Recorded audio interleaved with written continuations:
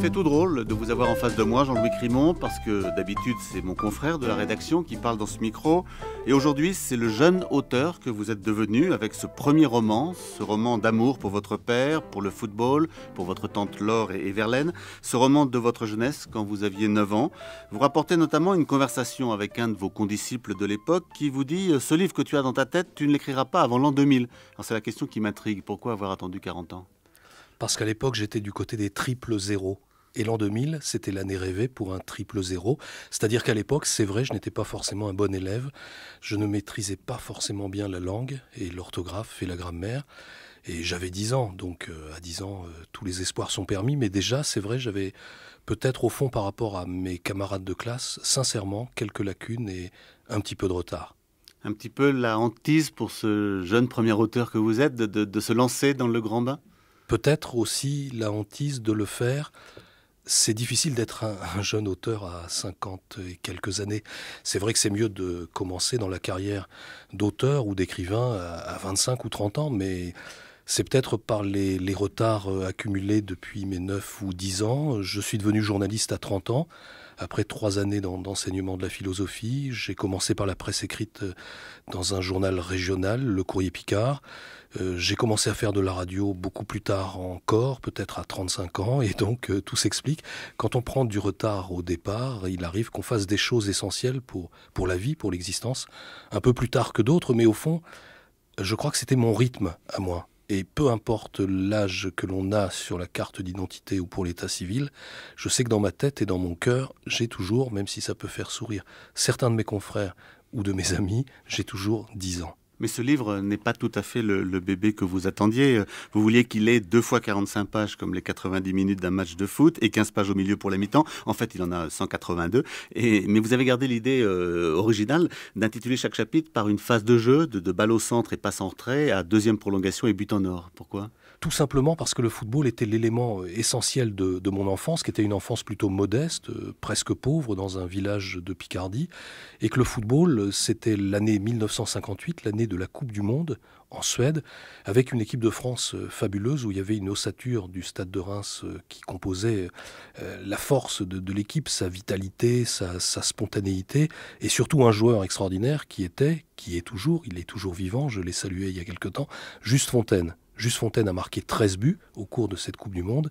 Et c'est vrai que les 13 chapitres premiers du livre se terminent tous par la répétition des actions de jeu qui conduisent au but de l'avant-centre de l'équipe de France. Je tenais absolument à marier 2 formes d'écriture, l'écriture du livre et l'écriture du match. Et je pense que le livre est réussi si finalement l'on n'est pas tenté de zapper sur les passages football, comme l'époque peut-être inciterait à le faire, et si on supporte ce récit d'enfance qui n'est pas seulement un récit d'enfance, c'est aussi une réflexion sur l'écriture, une réflexion sur la vie, sur le sens de la vie, et aussi la volonté peut-être de faire ce que Henri de Monterland avait déjà fait par rapport à un texte qui est méconnu mais très intéressant, Les 11 devant la porte dorée, ce texte où Monterland parle déjà du football, réconcilier 2 univers apparemment inconciliables, l'univers des matchs et l'univers des mots.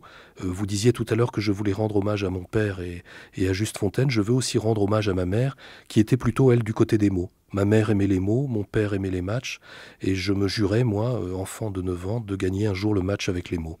D'ailleurs, vous avez trouvé un parallèle pour réconcilier les amoureux de l'écriture et le football. Vous expliquez que la ponctuation, c'est comme le jonglage pour contrôler la balle. La virgule, c'est le contrôle de la balle. Le point d'exclamation ponctue une belle action de jeu. Et le point, c'est le rond central où l'on revient après un but. Absolument. Et il y a aussi les parenthèses qui sont les 2 mains du gardien de but qui effacent la tentative de tir au but quand les 2 mains sont en écran et stoppent de façon implacable le ballon, même s'il est tiré avec force et précision.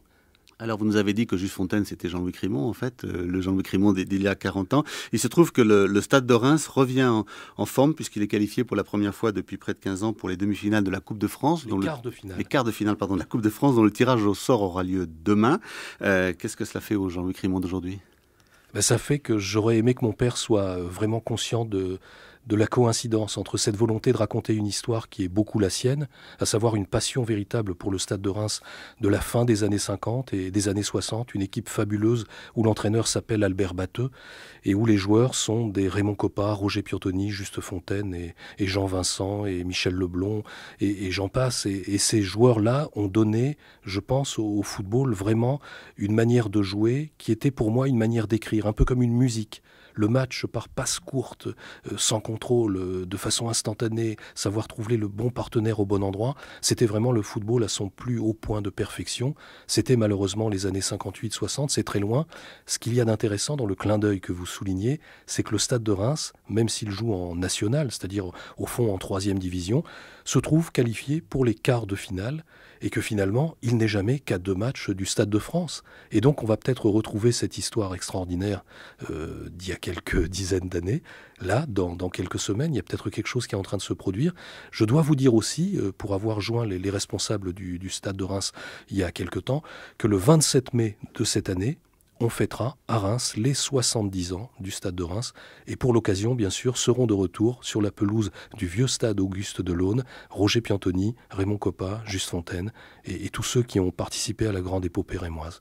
Jean-Louis Crimon, merci à l'écrivain footballeur que vous êtes. Je rappelle donc le titre de votre ouvrage, Verlaine avant-centre, et c'est donc paru au Castor Astral.